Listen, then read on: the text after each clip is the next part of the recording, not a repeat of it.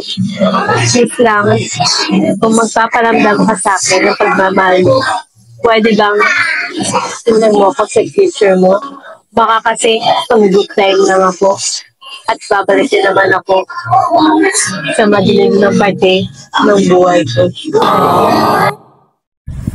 Kung nababagot ka na sa buhay mo, dahil wala ka magawa sa buhay, try mo kaya mag-spray ng helmet mo para may gawin ka naman. Hindi ka na mababagot, mamag mo pa yung helmet mo at patay yung germs na dumidikit. Pero kung wala ka namang helmet, try mo na lang linisin yung bubong ng bahay mo. Tingnan natin kung anong masabi ng best friend mong hindi naligo ng isang araw dahil nag-away sila ng boyfriend niya. O, diba?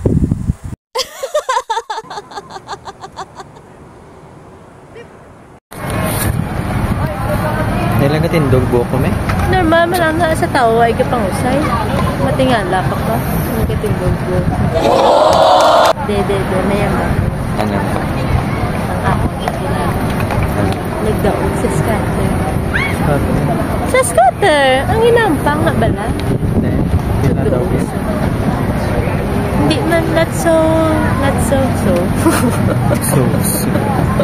Hindi ba siya kadakuan, pero nagdaog sa di. Mga pila daw. Yan ba ako pa wala din? Dapat namin para mabalong. Pero maging hambal sa iyang at tip kung paano. Yan ba ako sa di? Ay, take ko lang. Grabe no. Isang beses lang kita. Hindi binigyan ng oras. Pinagpalit ko lang. Isang beses lang ako nagsabi na pagod na ako. Naghanap ka na ng bago. Bakit? Dahil ba kating-kati ka ng palitan ako?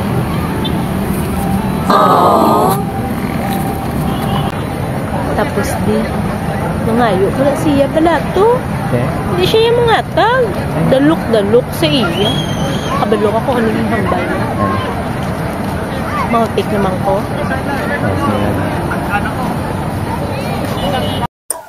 Nung iniwan mo ko, hinanap ko yung sarili ko.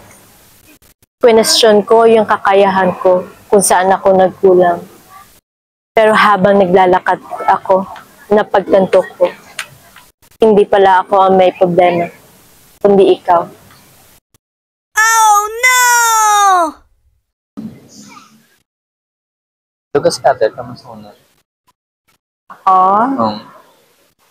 Gusto mo balaan ko nga ang guntat ko? Yeah.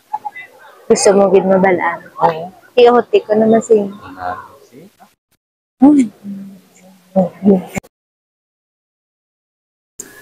Binigyan mo ako ng ason, naiwan kita.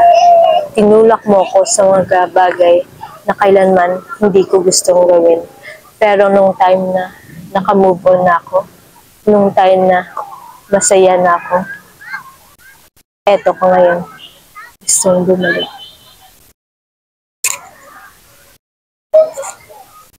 Ang scatter bide, kung gusto mo hindi magubang kabuhi mo, please lang, hindi na lang pagsudla.